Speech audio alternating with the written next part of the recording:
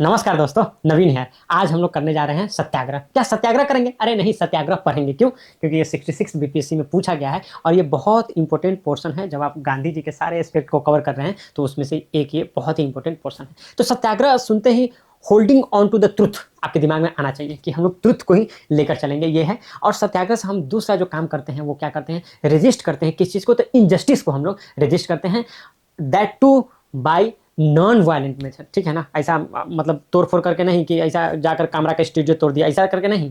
हम लोग non violent तरीके से जो हम लोग प्रोटेस्ट रखते हैं उसको हम लोग बोलते हैं सत्याग्रह। और हम लोग इसी तरह से चाहते हैं कि अपना जो भी रिफॉर्म मंगवाना हो, जो भी अपना राइट्स जो हम लोग को चाहिए वो इसी तरह से मिल जाए, उसी को हम लोग सत्याग्रह बोलते हैं। और सत्याग्रह का थोड़ा सा हिस्सा हम लोग चंपारण सत्याग्रह में देखे ही थे कि एज ए टूल कैसे हम लोग उसको यूज करते हैं। तो ये चीज़ आप सत्याग्रह जब आए तो ये चीज़ आपको जरूर लिखना है। इसमें आपको ये करना है कि इसमें हम लोग मतलब अपोनेंट को हार्म नहीं पहुंचाते हैं। ठीक है? अगर जो भी हो, अगर सेल्फ सफरिंग हो तो वो भी कर लेते हैं, लेकिन अपोनेंट को हार्म नहीं पहुंचाते हैं सत्याग्रह में। ये चीज़ हमेशा ऐसा करके ये देखा गया है कि सत्याग्रह की जब बात आती है तो लोगों को ऐसा लगता है कि ये तो मतलब कमज़ोर लोगों का ये चीज़ है। ठीक है? मतलब लेकिन ऐसा बात नहीं है। अगर आप सत्याग्रह की बात करेंगे तो रदर यू से दैट ये पर्सनल जिसके पास अगर पर्सनल डिसिप्लिन नहीं है तो वो सत्याग्रह नहीं कर सकता है। जो अभी अपने अपने अंदर के एंगर को और हेट को अभी तक छोड़ा नहीं है तो वो सत्याग्रह नहीं कर सकता है। तो ये रदर यू से कि यह एक मतलब बहुत ही जिसके पास विल पावर है वही ये सत्याग्रह कर सकते हैं। ठीक है? सब लोग सत्याग्रह नहीं कर सकते हैं। अब सत्याग्रह का मेन अगर आप कंपोनेंट देखेंगे तो क्या है? तो सत्याग्रह का मेन कंपोनेंट में आप देखेंगे क्या आता है कि जैसे आप ये देख लीजिए कि बॉयकॉट कर देना किसी भी चीज़ को, कॉपरेट नहीं करना, नॉन कॉपरेशन, सिविल डिसोबीडियंस। तो these are the nothing but what's parts of what satyagraha. ये सब क्या है? सत्याग्रह का पार्ट ही है। तो इस तरह से हम लोग सत्याग्रह को पढ़ेंगे और आगे चलेंगे। ये मतलब इसमें ना सेल्फ सफरिंग का बात है, महात्मा गांधी बार बार किए हैं सत्याग्रह को लेकर। उनको ऐसा लगता है ना, मतलब लगता था, ठीक है, और जो भी मतलब गांधीयन वे को फॉलो करते हैं उनको ऐसा लगता है कि जैसे आपका जो सेल्फ सफरिंग है ना वो मतलब जो भी ऑपरेसर है उसके उसके कॉन्शियसनेस को झकझोर देगा और मे बी ही और सी विल कि मतलब ऐसा कर देगा कि हाँ कि नहीं नहीं हम लोग को गलत नहीं करना चाहिए, नहीं तो देखो कितना दिक्कत हो रहा है लोगों को। तो वो चीज़ है। आप गांधी मूवी भी देखे होंगे तो जिस तरह से मतलब दब्बे Sanjay Dutt use to protest, तो उसमें आप ये भी देखे होंगे कि आप सेल्फ सफरिंग कीजिए लेकिन ऑपरेसर को हार्म नहीं कीजिए, उसके हृदय को परिवर्तन करने का कोशिश कीजिए, उसके कॉन्शियसनेस को जगाने का कोशिश कीजिए। तो ये इंपॉर्टेंट पार्ट रहा है किसका? तो ये क्या बोलते हैं सत्याग्रह का, ये इंपॉर्टेंट पार्ट रहा है। ठीक है? अब देखिएगा कि ये सत्याग्रह जो है गांधी जी का जितना भी मूवमेंट सब रहा है, जैसे कि सिविल डिसोबीडियंस मूवमेंट ही ले लीजिए, ठीक है ना, चाहे चंपारण सत्याग्रह, तो ये सत्याग्रह है ना कोर मतलब ये पोर्शन मतलब ये रहा है, रोल प्ले किया है, चाहे लोगों को मोबिलाइजेशन करने की बारी है उसमें। तो इस तरह से हम लोग सत्याग्रह को देखते हैं। अगर सत्याग्रह आया तो ये सब चीज़ आपके दिमाग में आना चाहिए। एक आप वहाँ पर मतलब कोट के साथ आप एक इंट्रोडक्शन लिखेंगे, उसके बाद ये सारे पॉइंट्स लिखेंगे एज अ बॉडी पार्ट और तब आप कंक्लूजन लिख के इस तरह से आप बाइंड अप कर सकते हैं। तो चलिए हम लोग देखते हैं इसमें और क्या क्या है लिखा हुआ। Satyagraha means holding on to truth, ये हम लोग कर चुके हैं। ठीक है ना? Resist injustice without harming the opponent, तो अपोनेंट को भी हम लोग को क्या करना है? हार्म नहीं करना है। फिर उसके बाद आता है क्या? It uses non cooperation use करते हैं, बॉयकॉट्स यूज करते हैं, सिविल डिसोबीडियंस आप देखेंगे कि 1920-22 में नॉन कोऑपरेशन, फिर उसी में बॉयकॉट, ठीक है ना, और फिर सिविल डिसोबीडियंस 30 के करीब में। तो उस तरह से आप देखेंगे ये सब to press the for reform, तो जो भी रिफॉर्म चाहिए, जो भी आपको अपना बात मनवाना है तो आप इस तरह से अपना बात मनवाने का कोशिश करते हैं। ठीक है ना? It is rooted in the personal discipline, वही बताएं कि ये पर्सनल डिसिप्लिन जब तक आपका नहीं है तब तक आप सत्याग्रह का हिस्सा नहीं हो सकते हैं। Requiring the satyagrahi to be free from hate and anger. If you want to be a satyagrahi तो आपको हेट एंड एंगर से मतलब परे रहना पड़ेगा, तब जाकर आप बनेंगे। गांधी बिलीव सेल्फ सफरिंग हाँ can awaken the conscience of oppressor. ठीक है? तो बोले ऑपरेसर के हृदय को परिवर्तन कर सकते हैं, तो लेकिन मोस्ट ऑफ द केसेज में होता नहीं है। Satyagraha was central to movement, ठीक है ना, central to movements like what salt march, आप देखेंगे ना तो साल्ट मार्च जो किया गया था तो उसमें क्या था? सत्याग्रह क्या था? कोर में था, mobilising the people across the class line, गरीबी अमीरी को छोड़कर सब पार्टिसिपेट करते हैं। तो वो चीजें हैं।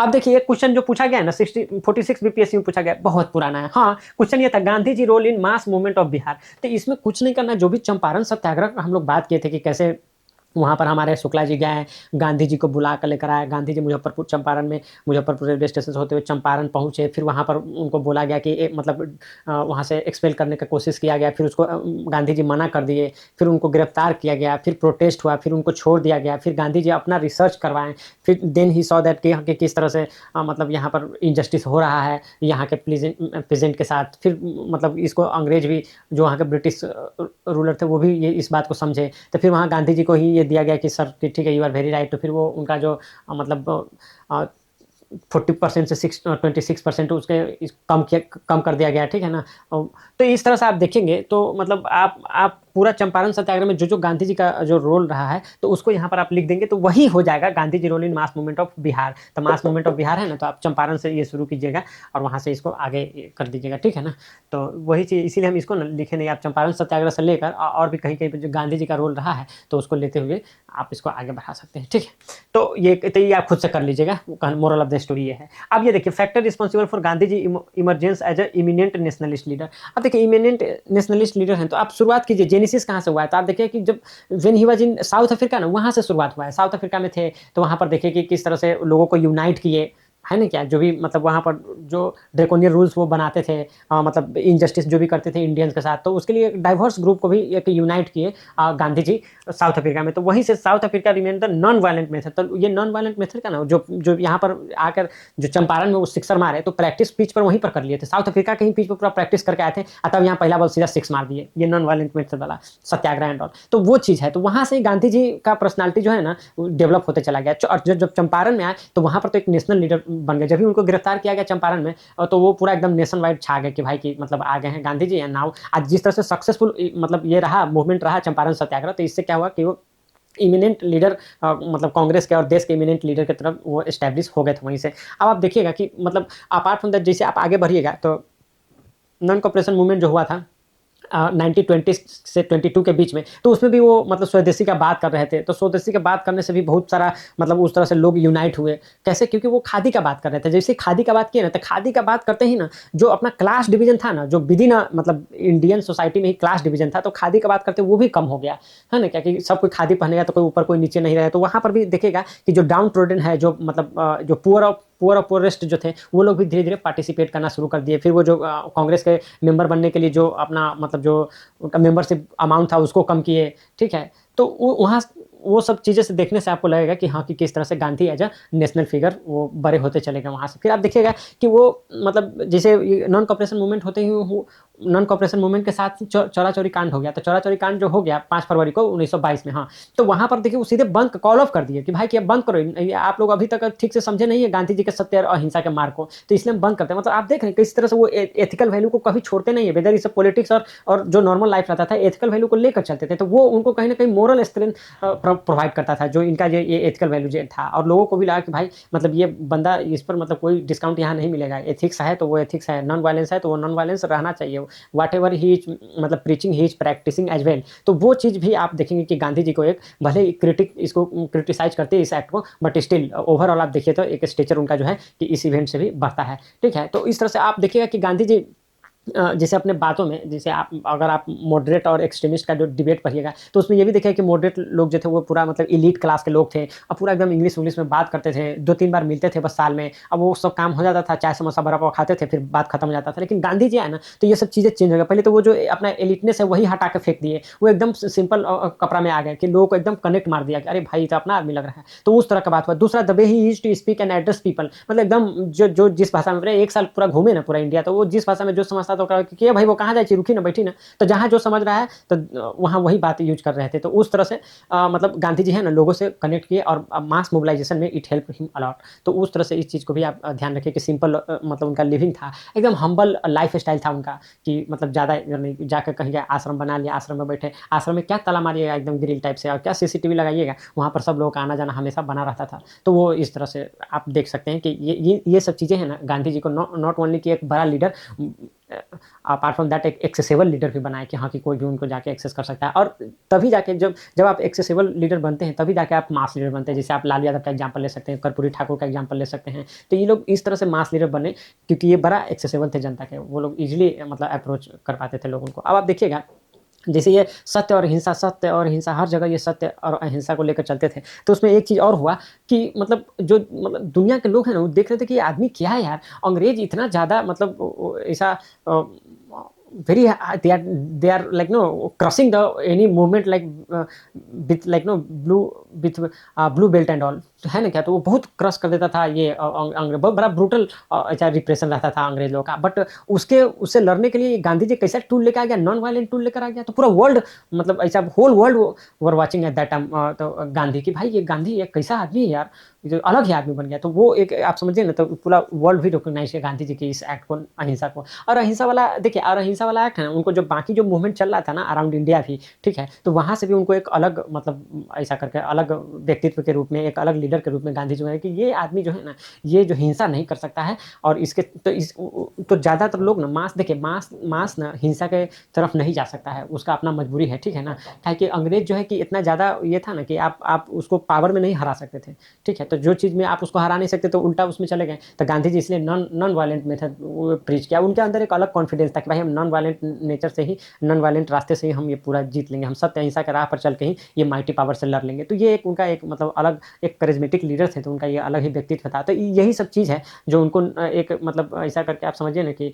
मतलब साउथ अफ्रीका से आने के बाद बिहार के चंपारण से मूवमेंट्स जो शुरू किया, उस चंपारण से वो कब पूरा दुनिया पर छा गए, पता ही नहीं चला। ठीक है? तो आइए देखिए क्या कैसे रहे कि factor responsible for Gandhi ji emergence as eminent nationalist leader. तो कह रहा है कि his success in South Africa, देख रहे हैं साउथ अफ्रीका में जो सक्सेस मिला, रीडिफाइन नॉन वायलेंट मेथड, तभी ना नॉन वायलेंट मेथड को वहीं पर डिफाइन कर लेते हैं, इनहांसिंग हिज क्रेडिबिलिटी। तो वो क्रेडिबिलिटी तो था ही, नॉट ओनली क्रेडिबिलिटी, उनका कॉन्फिडेंस भी था, क्योंकि वो हमेशा ही यूज्ड टू बिलीव ऑन ऐसा कि मास मूवमेंट, ठीक है ना? और वो उस पर बिलीव करते थे। The Champaran Satyagraha in Bihar showed his empathy, ठीक है ना? कि भाई क्यों कितना एम्पैथेटिक आदमी है। गए शुक्ला जी गए, though initially he was a bit reluctant, but after like know the way Shukla ji persisted and he was able to convince Gandhi Bapu कि बापू चलिए ना, एकदम बहुत दिक्कत है उधर, ठीक है? प्रैक्टिकल सोल्यूशन, तो बापू क्या दिए? प्रैक्टिकल सोल्यूशन दिए, बिनिंग द मास सपोर्ट, ठीक है? बापू समझ गए कि भाई कि जो वहाँ पर जिस तरह का पीस था, हम यहाँ पर भी वो पीस तैयार कर सकते हैं। ही कॉल फॉर द स्वदेशी, स्वदेशी मतलब लोकल गुड्स, ठीक है ना? खादी, तो ये खादी और चरखा जो है ना, give ordinary Indians a direct way to join the struggle, ठीक है? तो वही बोले मतलब चरखा और खादी जो है ना, वो बहुत ये गांधी जी का ये सब जो एक्ट है ना, ये बड़ा ही मतलब कि पॉजिटिव इम्पैक्ट डाला उनके पर्सनालिटी पर। हिज अप्रोच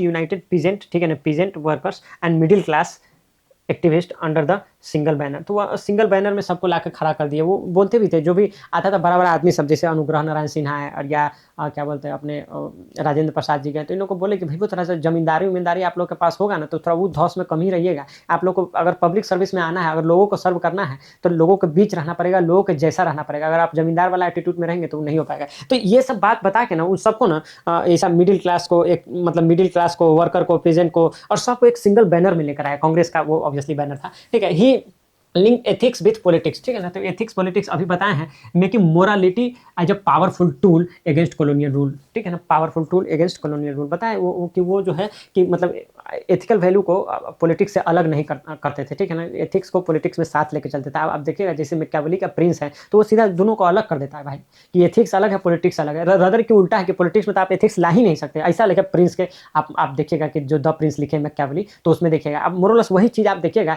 जब मतलब ये जो क्या बोलते हैं अपने कौटिल्य जो लिखे हैं, ठीक है ना? तो और शास्त्र लिखे हैं, उसमें भी वो वही बोलते हैं कि पॉलिटिक्स और एथिक्स साथ साथ नहीं चल सकता है। अगर पॉलिटिक्स में जाना है तो आप कोई भी हथकंडा अपनाकर, आप कोई भी मीन्स ये चूज कर आप एंड्स अचीव कर सकते हैं। बट आप गांधी की बात करें तो गांधी बोलते कि नहीं, आप एक अच्छा एंड्स के लिए your means also should be good, otherwise तो गलत मीन्स लेकर आप एंड्स अच्छा एंड्स अचीव करने का कोई मतलब नहीं रह जाता है। तो वो वहाँ से गांधी जी को ना एक मतलब कि समझ रहे हैं, पावरफुल टूल ये मिलता है, और ये मोरल जो है ना, करेज, मोरल स्ट्रेंथ मिलता है उनके एथिकल वैल्यू के कारण। He used to be simple, simple language and humble life style. तो ये सिंपल लैंग्वेज और humble life style used to resonate with millions, creating sense of trust, ठीक है ना? तो ऐसा मिलियंस पीपल नो ऐसा कनेक्ट करते थे कि यार बापू तो हमारे हैं, he is just like us and all. He remained unwavering, अच्छा ही रिमेन्ड अनवेवरिंग इन अहिंसा। तो जो अहिंसा वो नहीं छोड़ते थे ना, तो उनको ये डिस्टिंग्विश करा क्या, और मिलिटेंट नेशनलिस्ट से। और कितने लोग जो ना बोलते कि बम मार देंगे, तो उन लोगों से इनको थोड़ा सा अलग अलग करता है, एंड अट्रैक्टिंग ग्लोबल एडमायरेशन, ठीक है? तो इनसे ग्लोबल एडमायरेशन मिला। लेकिन आप ये चीज़, आप एक चीज़ समझ लीजिए कि जो गांधी जी इधर जो एक्ट जो कर रहे थे ना, मतलब जो ये नॉन अहिंसा, सत्य और अहिंसा वाला एक्ट कर रहे थे, तो इनका इम्पैक्ट उतना ज़्यादा नहीं होता अगर कुछ लोग उधर से बम भी नहीं मार रहे होते। ये भी चीज़ आप एट द सेम टाइम याद रखिएगा कि वो जैसे कि लेट्स से कि हम लोग को आज़ादी जो मिला, तो उसमें कहीं ना कहीं वो जो सेकेंड वर्ल्ड वार चल रहा था उसका हाथ था। तो इस चीज़ को मत मतलब don't discount the fact that कि like know thousands of people have lost their life in these things. वो जो एक्सट्रीमिस्ट और वाला जो एक्टिविटीज़ था, तो उस वाले जैसे मतलब भगत सिंह, राजगुरु, सुखदेव, तो इन लोग को भी आप ये इग्नोर नहीं कर सकते हैं कि हाँ वो लोग तो ऐसा नहीं, नहीं बड़ा योगदान था। भले वो आप मतलब इसको बहुत ऑब्जेक्टिव नहीं है कि हाँ कि बोल दे कि ये सही है, ये गलत है, ऐसा नहीं है। वो सिचुएशन के according the way he was doing, तो आप समझिए कि एक प्रेशर क्रिएट होता था। और जैसे जो गांधी जी कर रहे थे, तो जो मतलब आप समझिए तो रिजल्टेंट जो है ना, ये एक डायरेक्शन में हुआ, तब जाके इतना बड़ा रिजल्टेंट आ गया। फोर्स दोनों एक डायरेक्शन में लग रहा था, ठीक है? तो आप ऐसे मत समझिए कि ये एक ही फोर्स था और ये पैरेलल यही फोर्स से सब कुछ मिल गया। उन लोगों का भी उतना ही योगदान था। अब देखिए ये क्वेश्चन देख लीजिए क्या कह रहा है कि Gandhi ji mysticism as unique combination of originality and public consciousness. ये क्वेश्चन है ना, थोड़ा सा आपको ऐसा लगेगा कि ये पहला मतलब at first instance if you see this question then you will find that कि oh what is this like this, ठीक है ना। बट अगर आप थोड़ा सा ध्यान से देखेंगे ना तो ये बड़ा ही मतलब ऐसा क्वेश्चन है, ठीक ठाक क्वेश्चन है जिसको अच्छे से लिखा जा सकता है। गांधी जी मिस्टिसिज्म मतलब आप समझते हैं ना कि वो रहस्य, वो मतलब जैसे आप स्पिरिचुअलिटी एंड ऑल, भगवान को पा लेना ट्रुथ के थ्रू, तो ये सब चीज़ें हैं। तो गांधी जी की तो हमेशा जब भी बात आती थी ट्रुथ की तो गांधी जी बोलते थे कि whatever action we are doing, तो वो एक रिलेटिव ट्रुथ है और गॉड अचीव मतलब गॉड को अचीव कर लेना यही एक मतलब ऐसा करके फाइनल ट्रुथ वही है, ठीक है ना, अल्टीमेट ट्रुथ वही है और हम लोग रिलेटिव ट्रुथ की बात कर रहे हैं। तो वो हमेशा एक्सपेरिमेंट विद द ट्रुथ, और वो मतलब स्पिरिचुअलिटी में भी उनका बड़ा ही ये रहता था, मतलब फेथ रहता था। तो उस टाइप से जब आप इस क्वेश्चन को देखेंगे ना, इसका मतलब समझ के कि ओ क्या कहना चाह रहे हैं, कि कैसे वो स्पिरिचुअल मतलब स्पिरिचुअलिटी को कैसे ये करते थे और कैसे सब कुछ को लेकर, और पॉलिटिक्स से मतलब ये इसको ओरिजिनल आइडिया कैसे, जैसे समटाइम विल फील दैट कि mysticism is an unique combination. Mysticism को अब्स्ट्रैक्ट मान लेते हैं जनरली, लेकिन ऐसा नहीं है। ये कॉम्बिनेशन क्वेश्चन जो पूछा गया कि गांधी जी के केस में ये ओरिजिनलिटी और पब्लिक कॉन्शियसनेस किस तरह पब्लिक हम लोग जगाने का कोशिश कर रहे हैं, किस तरह से उसके कॉन्शियसनेस में ये डालने का कोशिश कर रहे हैं अपना बात, तो वो कैसे दोनों का मिक्सिंग है गांधी जी का ये मिस्टिसिज्म, उस पर बात करने का ये क्वेश्चन उस पर पूछा गया। तो आप देखेंगे कि हिज स्पिरिचुअल पाथ जो ट्रूथ एंड नॉन वायलेंस की बात करता है, ठीक है ना, तो जो जो उनका स्पिरिचुअल पाथ जो ट्रूथ एंड नॉन वायलेंस का बात करता है, वही उनको क्या करता है, मोरल स्ट्रेंथ प्रोवाइड करता है। क्या, हाँ, वही उनको क्या करता है, मोरल स्ट्रेंथ प्रोवाइड करता है। आप देखिए कि गांधी जी जब गांधी जी अपना मतलब ऐसा करके कपड़ा उतारते हैं कि भाई कि हमको उतना कपड़ा पहनने का जरूरत नहीं है, मतलब ऐसा आप देखें चर्चिल भी उनको हाफ नेकेड फकीर बोलते बोलते थे। तो तब वो देखते हैं कि एक तो इससे दोनों, एक तो फकीर ही आता है, ये अपना वाला फकीर 15 लाख वाला फकीर का बात नहीं कर रहे हैं, हम गांधी बापू वाला फकीर का बात कर रहे हैं, रियल फकीरी, ठीक है ना। तो उससे वो भी आता था और लोगों से भी कनेक्ट होते थे। तो एक आप देखिएगा कि उससे एक सेंट वाला भी वो रूप पकड़ लेते थे, ठीक है ना, क्या वो स्पिरिचुअलिटी में भी उनको हेल्प करता था, ये भी होता था, और दूसरा वो लोगों से भी कनेक्ट करते थे। तो देख रहे हैं एक एक्ट उनका है और हर तरीके से वो ओरिजिनल भी लगते थे। ओरिजिनल ऐसा नहीं था कि कभी ऐसा ये पहन लेते थे और कभी जाकर कोट पैंट पहन लेते थे, कभी जाकर कुछ पहन लेते थे, नहीं, ओरिजिनल आइडिया था और वो पब्लिक कॉन्शियसनेस को भी हिट किया कि ही इज लाइक अस, है ना क्या, और वो आपको गॉड से भी कनेक्ट करने के लिए लेके जा रहा है। तो वहां से आप देखेंगे तो इस तरह से आपको मिलाकर रखना था। जैसे वो बात करते थे प्रेयर का एंड फास्टिंग का, तो हम लोग को देख रहे हैं ना अपना ऐसा हिंदुइज्म में आप देखते भी होंगे कि जैसे फास्टिंग को बड़ा ही ये माना जाता है, छठ पूजा वगैरह होता है 3 दिन का फास्टिंग, है कि नहीं। तो उस तरह से फास्टिंग को भी बड़ा ऐसा ये माना पवित्र माना जाता है, ठीक है ना, और प्रेयर तो है ही। तो वो देखिए ये स्पिरिचुअल भी हो गया और ये क्या है कि आपके पब्लिक कॉन्शियसनेस और पब्लिक के पास भी ये आपको पहुंचाता है। फिर आप देखिएगा कि ही यूज टू मतलब ऐसा प्रीच एवरी रिलीजन, जैसे हम बताए ना respecting all religion equally and all, तो गांधी जी ऐसा इसको प्रेच करते थे। तो वो मतलब हिंदू मुस्लिम सिख ईसाई सबको ऐसा करके लेकर चलते थे। तो वो एक कहीं ना कहीं यूनिटी वाला और जो कम्युनल हार्मोनी वाला बात को एकदम स्ट्रेंथन करता था गांधी जी के। तो जो बात वो बोलते थे तो उस चीज को वो इस तरह से लेकर चला करते थे। वो हमेशा बात करते थे इनर प्योरिटी की, इनर प्योरिटी की बात करते थे। तो वो चाहते थे कि आपके अंदर कंपैशन हो पब्लिक सर्विस के लिए, ठीक है ना, नेशन के सर्विस के लिए। और अपार्ट फ्रॉम दैट वो इनर प्योरिटी का इसलिए भी बात करते थे कि जिस तरह से लोगों का मोरालिटी डिग्रेड हो गया है तो उसको भी काउंटर पार्ट करना है इसी चीज़ से, ठीक है ना, कि आपका इनर प्योर रहेगा तभी जाके आप करप्शन नहीं करेंगे, ठीक है। तो ये चीज़ चाहे आप ब्रिटिश सरकार को ही क्यों ना सर्व कर रहे हैं, आपको करप्शन नहीं करना है। तो वो वहाँ पर इनर प्योरिटी का वो उस इस तरह से वो बात को रखते थे, ठीक है। तो उनका जो आप देखिएगा कि पूरा जो उनका ये मिस्टिसिज्म था ये बड़ा ही ऐसा प्रैक्टिकल था, ठीक है ना। और ये इसके कारण आप देखिएगा तो क्या होता है कि ये सिविल डिसोबीडियंस को फ्यूल करता है कि हाँ कि भाई कि सिविल डिसोबीडियंस ये होना चाहिए। ये उनके मतलब उनको एक मोरल करेज उनको प्रोवाइड करता है, ठीक है ना। और ये जो है कि डाउन ट्रोडन को भी एकदम मतलब ऊपर लेकर आता है। तो ये सब चीज़ें जो है ये गांधी जी के मिस्टिसिज्म से आप मतलब ऐसा करके रेफर कर सकते हैं। तो वो है कि किस तरह से वो गॉड से कनेक्ट हो रहे हैं, लोगों से कनेक्ट हो रहे हैं, at the same time he is like know being original. ऐसा देख के ऐसा नहीं लग रहा है कि ये ही इज फेटिंग, ऐसा नहीं लगना चाहिए, ठीक है। तो ये चीज़ है। His spiritual path rested on अहिंसा, ठीक है ना, नॉन वायलेंस। तो उनका स्पिरिचुअल पाथ किस पर है, नॉन वायलेंस पर है, ठीक है, ट्रुथ पर है, giving moral strength to his leadership. तो उनके लीडरशिप को क्या करता है, एक मोरल स्ट्रेंथ देता है क्योंकि वो ट्रुथ एंड नॉन वायलेंस को प्रीच करते थे। He used fasting and prayer not as a private ritual but as an instrument to awakening public conscience. तो पब्लिक कॉन्साइंस को जगाने के लिए वो क्या प्रेयर एंड फास्टिंग का यूज करते थे। देखिए दोनों बड़ा इवेंट। फास्टिंग से आप देखेंगे तो पूना पैक्ट 1932 वाला जुड़ा हुआ है, जिसमें मतलब ऐसा कहा जाता है कि दलितों का अधिकार छीन लिया गया, नहीं तो आज ऐसा रामविलास पासवान जी का जो लड़का है चिराग पासवान, तो ऐसा ऐसा मतलब दलाल तो पैदा नहीं होता देश में। ये वो किसका नतीजा है? तो ये मतलब आपका समझ लीजिए कि आप 1932 में जो पूना पैक्ट हुआ उसका नतीजा है कि आपको दलाल दलित नेता दिखता है। तो वो फास्टिंग में वो हो गया, और प्रेयर में तो बापू का जीवन ही छीन लिया। आप प्रेयर करते समय ये देखिए कि गोली मार दिए नाथूराम गोडसे, तो आप वो देख लिए। तो ये दोनों आप देख लिए, ठीक है ना। तो आइए कहीं ना कहीं दोनों चीज़ जो है किसे आरएसएस से ही रिलेटेड है। खैर चलिए, खैर कोई बात नहीं है।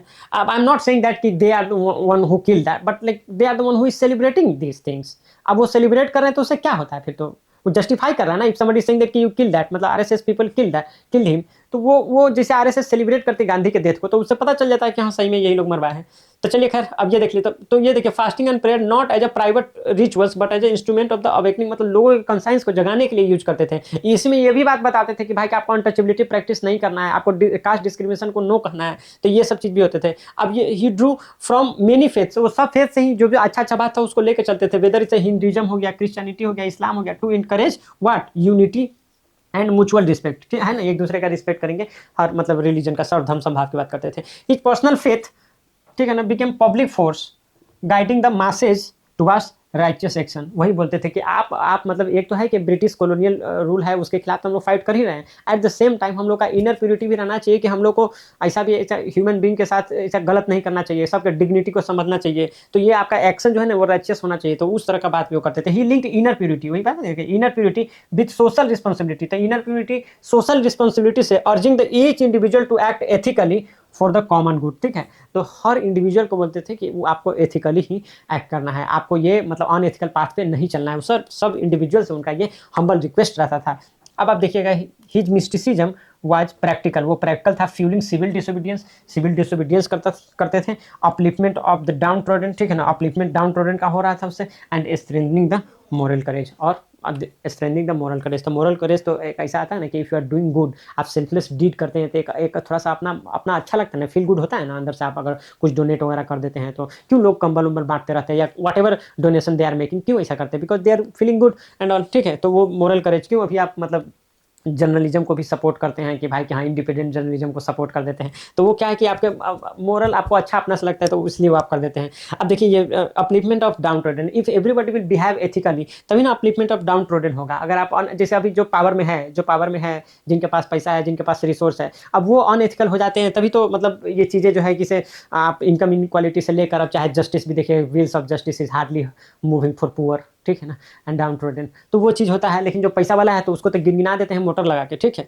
तो वो चीज़ है। आई एम फीलिंग दिस ऐसा सिविल डिसोबीडियंस। तो यही सब चीज़ें जो है ये उनका मिस्टिकल जो है मिस्टिसिज्म जो है वो एकदम प्रैक्टिकल था, और वो इन सब चीज़ों में मतलब आप देख लीजिए कि these are the things by which you can मतलब answer if they will ask question like this again, ठीक है। तो ये बहुत अच्छा क्वेश्चन था, इसको एक दो बार और अच्छे से आप देख लीजिएगा, पढ़ लीजिएगा, तो वो आपके अंदर चला जाएगा। And whenever they will ask question like this, then आप अगर ज़्यादा रिवाइज नहीं भी करेंगे फिर भी आप एग्जाम में लिख पाएंगे। नेक्स्ट लेक्चर जो होगा वो ऑब्वियसली गांधी जी पर ही होगा, क्योंकि अभी हम लोग कंक्लूजन नहीं किए हैं। तो नेक्स्ट लेक्चर में हम लोग स्वदेशी को थोड़ा देखेंगे, और देखेंगे एक और बात को जो कि बहुत इंपॉर्टेंट है कि आज के कॉन्टेक्स्ट में क्या रिलेवेंस है गांधी जी का और उनके कहे गए बातों का, वो देखेंगे नेक्स्ट लेक्चर में। और एक प्यारा सा कंक्लूजन दे देंगे कि गांधी जी पर कोई भी क्वेश्चन आ जाए तो उस कंक्लूजन को आप यूज कर पाइएगा। तो thanks for watching, and like button दबा दीजिए अगर आप कुछ भी सीखें इस लेक्चर से। तो हेल्थ का अच्छे से ख्याल रखिए अपने। Naveen Kumar is signing off, bye bye and take care.